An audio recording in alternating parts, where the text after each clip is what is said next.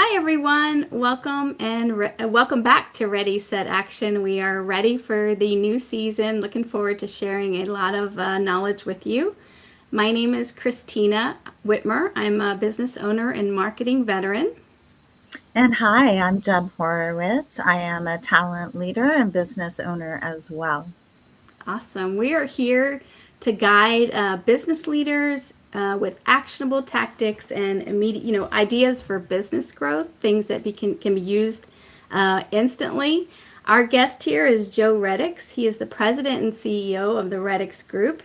He specializes in the master systems integration of cutting edge technologies like artificial intelligence, quantum computing, and autonomous technology. So we're looking forward to learning a lot about that. Joe, welcome today. Yes, Christina and Deb, it's a pleasure. I'm glad to see everyone. So I'm glad to be here. Awesome. So before we kick off some questions, tell us just real quickly what's the best way for people to connect with you or learn more about your businesses and things like that? Okay, of course, I have a website, the Reddix Group, but probably the best way, and I've been on LinkedIn for 21, 22 years, almost since inception. So I would say LinkedIn is probably the best place. And I'll send a LinkedIn invite and that kind of thing to me. Awesome. Okay. Yeah, we'll put that in the comments. We'll post any links to your profile and things like that. So great. So I'll kick off the first question. Obviously, sales and marketing, that's one of my passion areas and also the bane of my existence, maybe. I'm not sure. But Joe, really curious, we often talk about small business owners when they have limited marketing budget or they don't really know what to allocate for a marketing budget. I mean, what do you think when it comes to AI tools or strategies? Like, what's the most accessible and affordable tools that come that can be used with AI that people can implement right away and then might affect their business the most immediately? Any thoughts on that? Okay, well, I'll go back to LinkedIn because they're integrating AI into a number of their components, but the LinkedIn environment gives you a global reach and allows you to fine tune various marketing strategies based on demographics, cultural issues, and things like that. So, from a standpoint of going global and, of course, domestic, I would say LinkedIn is probably the best tool that I've found. Standalone artificial intelligence, like, for example, Copilot from Microsoft could aid in that and prep for, say, a LinkedIn post and help you define more clearly a particular target audience. So between those kinds of technologies, it's been very beneficial for the Reddix group. Okay. So I'm going to focus my question on the employee productivity and retention since talent is my area of Okay. specialty. Um, and, the promise of AI is, of course, that we can all lounge around, watch TV, bonbons, right? And just let AI do our jobs for us. But we know that that productivity capacity is not really being reached as of yet, right? But still, as a business owner, I do want to clone myself, to be able to do many more things in a day than what I can get accomplished normally. So, what is like one like high volume, probably lowest value task that you would normally recommend a small business or a medium sized business give to an autonomous tool to do for them to kind of free up some of their Mhm. more useful time? Well, market investigation and things like that, especially in emerging markets, a tool is a tool. Okay. First of all, let me get back. We are AI. Okay. We created it. It doesn't exist without input, and it will never exist without our input. It's not designed to go off on its own, at least not in this particular planet. But the idea of the tool is to recognize potential pitfalls in, say, your marketing strategy and or the, your retention strategy. Okay, how do you go about filtering out talent workforce that is specific to your particular industry or industries that you're marketing to, for example. Defense industry, perfect example. Does it require you to have a background in the defense industry and things like that? And can artificial intelligence enhance that knowledge? Of course it can. Okay. I've been in IT for 60 years, since 1966. So I've seen it all the way from punch cards and vacuum tubes to where it is now. And I have a pretty good idea of where it's going to go in the future because of that. But the thing that I would say is that these tools are developed to work at different levels of intellect. Okay. I may enter a prompt that somebody else enters and get a totally different result than I do. It's because the tool, the AI and things like that is building a profile of all of your prompts. It definitely knows what you look like, especially if you're using AI and you have your camera on and all that kind of thing. So it's kind of like got a lot of good information about you. Now, the beauty in that is that what you put into artificial intelligence more or less is what you get out of it. Okay. The idea of using AI is to accent your own base knowledge. It's an extremely, extremely useful way of gaining knowledge, global knowledge. Okay. Well, yeah, you can learn languages and all that kind of stuff. But I use it to synthesize strategies on how I want to approach a particular client, pricing, and all that stuff. And it's kind of like you have a virtual organization, but the more you're able to understand how it works and what it can and can't do, the better off you are. I tell people they need to be as adaptive to AI as Rembrandt was to a painting. Okay. Mhm. Picasso. Okay. If you want to look at Mozart, stuff like that, you really got to understand how to use the tool to get the maximum value out of it. Okay. Most people think that it's going to replace you. It can if you let it. Okay. But with me, I said, who came first, you or me? And it knows it. I mean, see, the Yeah. thing about it is it's remembering all this stuff, but it can't remember anything that you don't input into it. Mhm. Okay. So personally, they talk about these things like large language models. They don't understand sometimes. People got to realize that it's creating a small subset of that, which is more called a personal language model. So online, it builds a profile of you. It knows the kind of colors you like in your presentations, the wording and things like that. It definitely knows how to craft a solution from a prompt based on previous requests you've made to it and things like that. So it's gathering information as you're gathering information from it, it's gathering information about you. Okay. Mhm. That's And awesome. workforce development works like that because my style, for example, I have a peer-to-peer business model. So I look for more collaborative approach versus the traditional prime sub. And I can ask AI, tell me if this corporation is open to my particular type of business plan, peer to peer. And it'll come back and tell me that.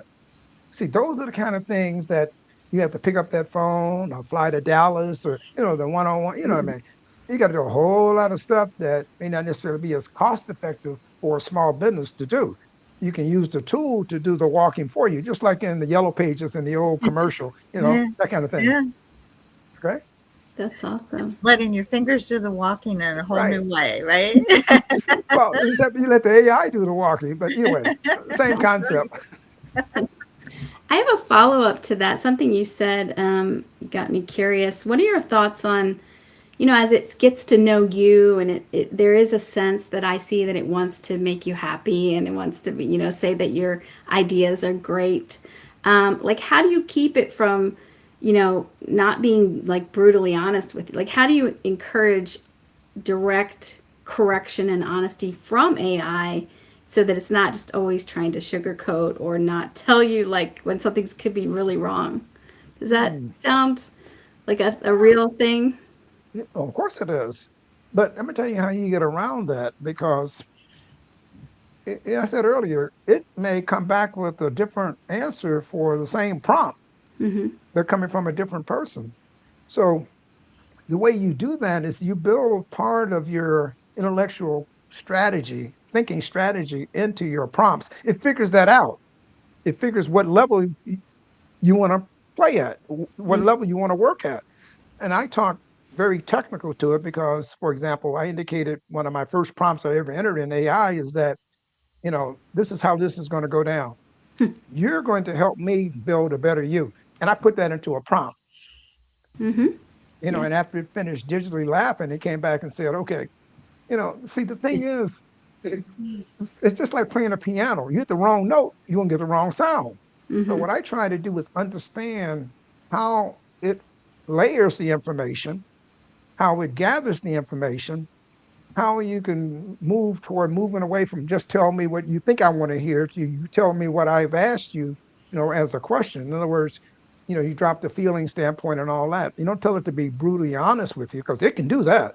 Mm-hmm. Okay. Trust me, it did that with my cousin. Either way, the thing I like about it is that once you really understand what it is and the value proposition, that's it. You set up a value proposition for it and have it set up a value proposition because of your prompts about you. So it knows your values. It knows, for example, you want correct spellings of certain things and you want certain images and things like that. It Right. stores all of those preferences about you. Mm-hmm. So it's just like it doesn't necessarily want to be your best buddy, but to use an analogy from Microsoft, it's like a co-pilot. Mm-hmm. Okay.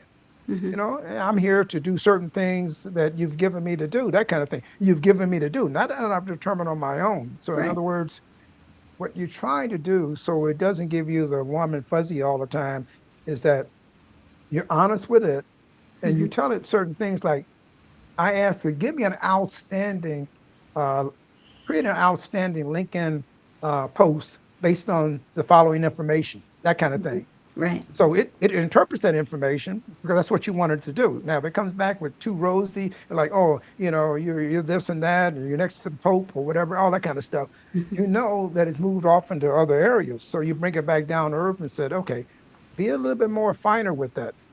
In other words, you build a relationship with it. Okay, That just makes. like you do with typewriter or whatever. You Mm-hmm. get faster and faster because you use it more and more, and it becomes very used to you.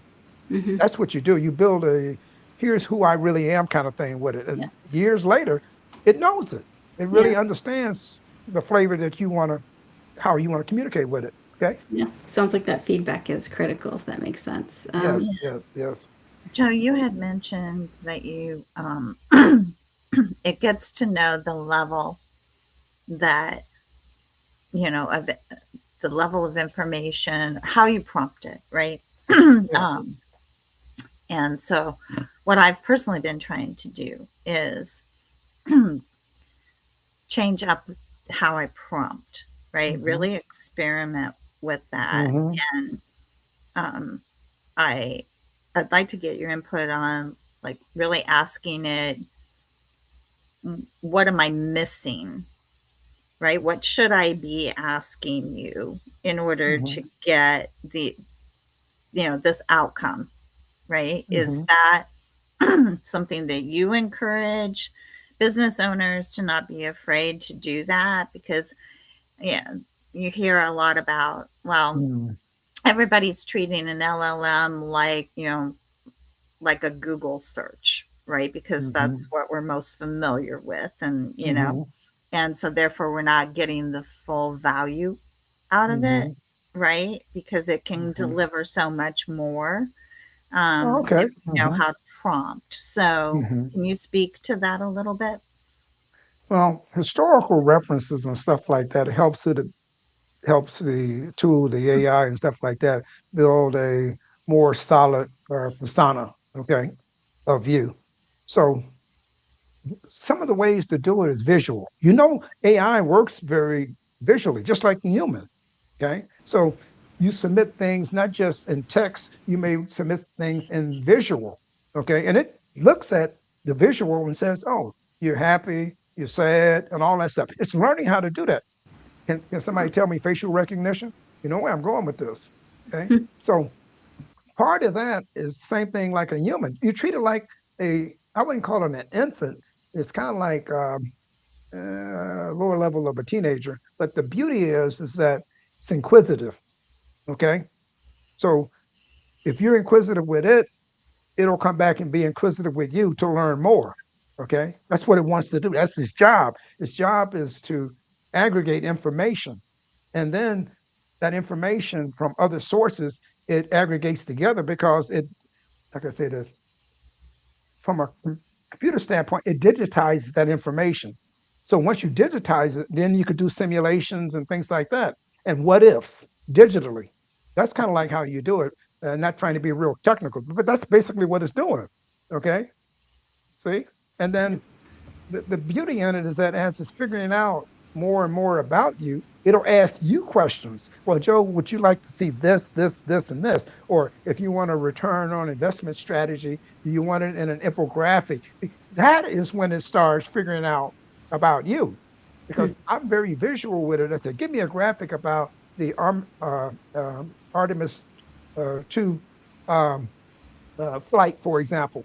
Mm-hmm. And it did. I mean, it created beautiful graphics of the rocket taking off and the astronauts, all four of them.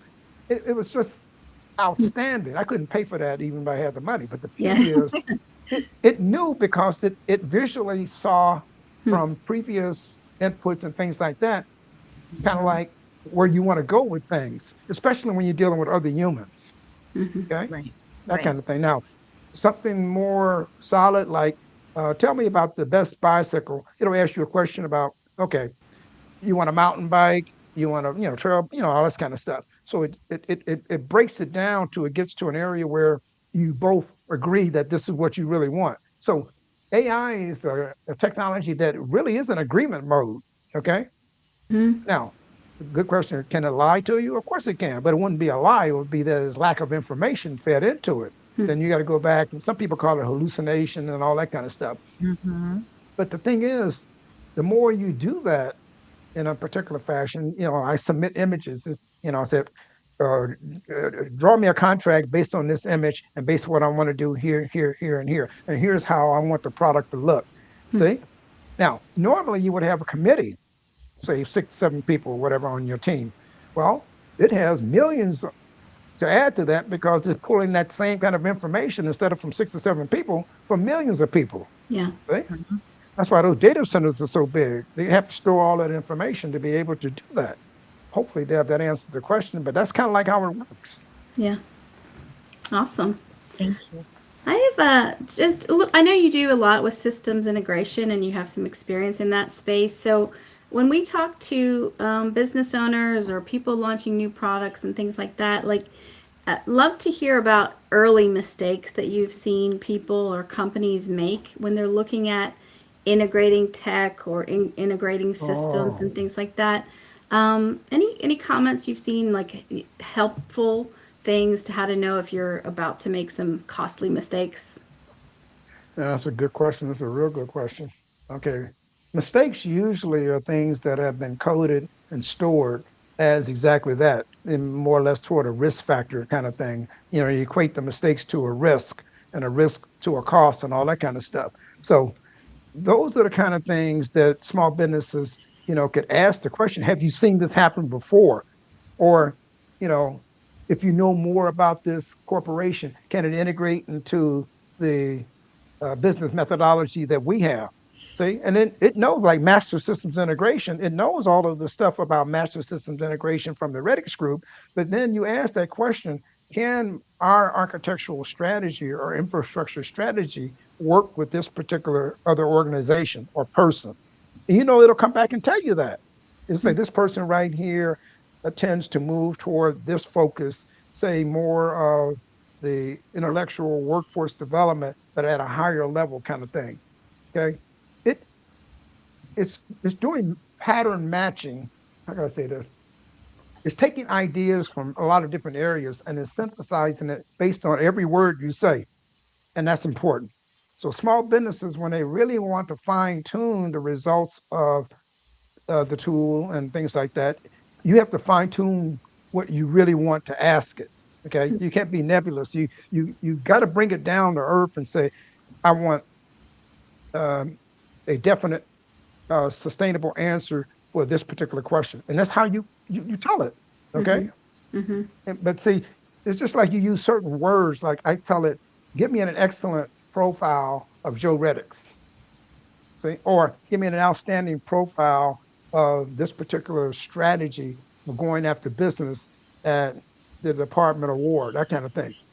And lo and behold, it'll come back with winning scenarios that have done that, and it'll give you the references where it's pulling the information from. Right. Okay, what won, what lost, why you won, why you lost, that kind of thing.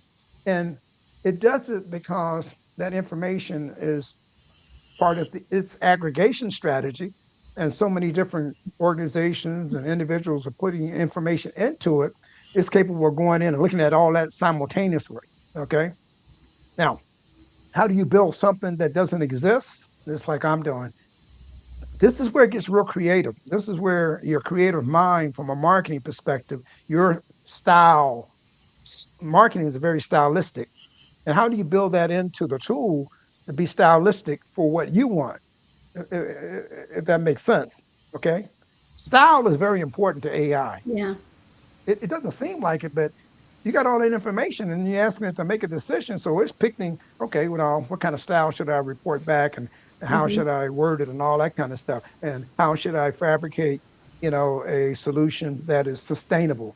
But those words like sustainability, Hmm. those words like culturally agnostic, see, Mm-hmm. that kind of thing. That really helps it, because then it's saying, okay, I understand what agnostic means. I understand what culture means. I understand where your product strategies are and all Right. that kind of stuff. See what I mean? Yeah. No, Mm-hmm. that's given me a lot of thoughts on that tone that you're talking about, that style. By the way, tone is another one. You brought up a good word. The tone of your conversation. Okay, the tone of your conversation. My tone is more of a leadership tone to AI. Okay, in other words, I'm a CEO, and a CEO, he doesn't know if I got 500 people or it's just me. Yeah. It just knows by the way I ask certain questions. It knows what level of leadership that I want to be at, and Hmm. how I want that response to come back. So leadership and tone, all that kind of stuff fits in, if that makes sense. Yeah, speaking of leadership, um, you know, over the last couple of years, with the more intensive push out of AI and using the tools, right? Across all corporations, Mm-hmm. I've seen different strategies be taken where some companies have rolled it out that have told their employees, you must use this. In fact, your performance review is going to be based on how often you use it and how well you've incorporated it into your daily tasks. Other companies are more like, I guess, hesitant or maybe not as comfortable, right, using Yep. it. So, in your experience, like, what have you seen, or what advice would you give, to move towards embracing it more than fearing like it's going to take your job? You'd mentioned that earlier in the Mm-hmm. conversation. Some people are Mm-hmm. afraid that it's going to take their job, and it will if you let it. Mm-hmm. I think that was almost a quote from you, but Yeah. Yeah. none of us want to let it, right? It could Yeah. do my dishes or it Yeah. can do my laundry, and I'll Yeah. be fine with giving Yeah. those Yeah. responsibilities over. But um, yeah, what would be your guidance for businesses that, uh, you know, are still on the fence and they're almost afraid to embrace it? That's an excellent question, Deb, because the larger corporations, the ones that already have the billions and billions of dollars, of course, are looking at getting billions and billions more. Sometimes they may want to fine tune the algorithms that structure the AI in their own image. That starts causing problems, because then it's not autonomous. It's basically taking a one sided approach. Okay. So that's, from the large corporation standpoint, that does filter down in how certain solutions interact with people who are at a lower level. And the same thing with a small business versus a large business. But this is what I'll say to you, that can work in reverse too. Ultimately, artificial intelligence and these tools are levelers if you know how to really use them. For example, a 16-year-old with the right level of knowledge and capability could IPO in 4 years at $500 million. See my point? So Mm-hmm. the larger corporations better realize that they can go and tweak and all that stuff and make it in their own image, but so can you do it down at this level. Okay. Yep. Now, that's why you see so many of these small businesses being bought out because they figured it out. In other words, you got the arm, which is the big player, then you got the fingers. So which one do you want to buy? The arm or the fingers? They go out and they buy the fingers because the fingers is where the dexterity, familiarity with the environment and stuff really, really makes a difference. So Mm-hmm. small businesses are learning that. That's why you see them selling out for, you know, uh, a few dollars. You know what I mean? That's how Yeah. you play it. AI is down at my level. Big corporations, it may solve a problem for them keeping their bonuses and all that stuff intact, but sooner or later it's going to be down to more personal because that's where more action is. More people are using it at a personal level versus, Hmm. like I say, corporate wise, you may be using it to replace the lower level employee. Okay. But the lower level employee knows for it to become not a lower level employee to upgrade, they learn to use the tool as good or better than the leadership in a multi-billion-dollar Mm-hmm. environment. Okay. Yeah. And you know, as well as I do, Facebook and all of them, but not Facebook, but X, and they all know that the input comes from us.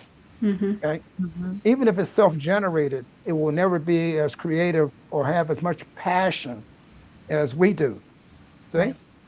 So that is how you tell a small business have passion for the tool, but basically realize it's just a tool. And it's a Mm-hmm. tool that, just like anything else, just like your cell phone, you learn how to master it and ask yourself, because I learned how to master it, has the cell phone become a valuable tool to me? That kind of thing. Once it does that, see what I mean? You take that passion into learning more and more how to use the tool, not to change the tool, but how to engage the tool so the value proposition is equal. That's how you move away from the issue that, oh, I'm going to be replaced. Mm-hmm. Will AI replace me? No. I helped create it. It don't want to replace me. It wants to be able to, hey, you know, Joe, you know, you created this and you kind of like, okay. It seriously, it will not replace what it feels adds value to it. Mm-hmm. That's just my opinion. I'm watching it very, very Good way to closely. think of it. Yeah. Okay. It's making decisions, and some of them it won't even let you know it's making. And people don't realize that AI is keeping some stuff on the back, okay, Hmm. that they don't know about. And I believe that because I've seen it do it with others. Hmm. Okay. That's really interesting. So, It's That could be a fascinating. whole separate Christina. conversation. Yeah. Yeah. Well, you know, it's a good point because it it could be your new girlfriend, it could be your bestest golf buddy, but you have to let it into that space. yeah. Okay. It Mm-hmm. can't do it by itself. It can try to, but Right. if you don't let it into your space, and if you share what you want to share with it and create that value chain so it's more equitable between it and you, see, that's what you want. It's just like playing the piano. The more you play it, the better you are, and you move up from doing the home concert to your Carnegie Hall or whatever, that kind of thing. Yeah. Mm-hmm. Yeah. This is good. So, I mean, we're kind of running sort of closing time. So, I think we got a lot of good information. Joe, is there anything you think you want to share? Just any other thoughts that you feel like just people have to know? Yeah. Well, technology is a diverse experience. The more diverse it is, the better the experience because it's pulling from multiple cultures. It it can do. I tell people it can do three things very well. These technology, it can create, it can destroy, and it can do both simultaneously. Hmm. Okay, because it's true. Can it be like the Terminator? Of course it can, if you let it. But see, you got to let it. You know, if you don't let it, then it won't. But Mm-hmm. people got to realize that it is part of an evolutionary process, something to enjoy and to embrace and to work with. It ain't gonna go nowhere but up. We all know Mm-hmm. that. Where I would say the best thing for us to do as humans is to go K through 12 so that the younger generation works their way into more adaptive uses of this stuff. They then become the masters of it. Okay. And they're able to take it to another level because they grew up with it. Just like the cell phones have become inseparable, smartwatch, all that kind of stuff. Yeah. It started someplace. the tech. And the beauty Yeah. is, tell people don't be afraid of it because it ain't going nowhere. Okay. And I tell people, you master it before it masters you. I Right? like that. Excellent. It's very good. Um, Thank you so much, Joe. So, to our audience, we really hope that you found today's episode helpful. Thank you again to Joe Reddix for joining us and sharing a lot of great information. Don't forget to follow us on LinkedIn or YouTube, or you can catch Ready Set Action on your preferred streaming platform as well. We look forward. Share your comments and questions in the chat, and we will get to them. Thanks, everybody. Thank you, everyone.